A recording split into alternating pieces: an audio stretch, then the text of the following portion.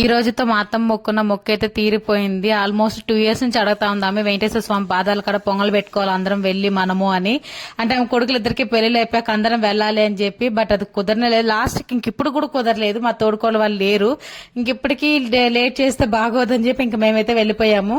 కాకపోతే ఏట్లో నుంచి వెళ్ళాలా, మాకు అది చాలా దగ్గరి, రోడ్డు మీద వెళ్తే చాలా లాంగ్ అయిపోతూ ఉంటది.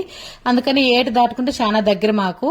పాదాల స్వామి అంటే ఏంద్రా అంటే వెంకటేశ్వర స్వామి పాదాలు ఉన్నాయి కదా తిరుమలలో, సేమ్ పాదాలు. అప్పుడెప్పుడు అనేది అంటే వెంకటేశ్వర స్వామి ఇక్కడ నిల్చుకున్నారు అని. ఆయన అడుగులు, ఆయన పాదం మొత్తం మ్యాస్టీస్ అలాగే ఉంది. మన తిరుమల ఎలా అయితే చూస్తామో ఆయన పాదాలను అలాగే ఉన్నాయి పాదాలు ఇక్కడ. కాకపోతే ఇక్కడ పట్టుకోవచ్చు పాదాలను మనము. చిన్న గుడి వేసుకున్నారు చాలా రోజుల తర్వాత, ఇంకా బాగా డెవలప్ అయింది. తిరుమలకి వెళ్ళలేని వాళ్ళు కూడా ఇక్కడే వాళ్ళ తలనీలాలు ఇచ్చేస్తూ ఉంటారు, పొంగలు పెట్టుకుంటా ఉంటారు. చాలా బాగుంటది. నాకు పెళ్ళయ్యాకే తెలిసింది మా ఊరికి దగ్గరగా ఇలా పాదాల స్వామి ఉంది అని. సో ఇంకా మా మొక్కైతే తీరిపోయింది ఈరోజు.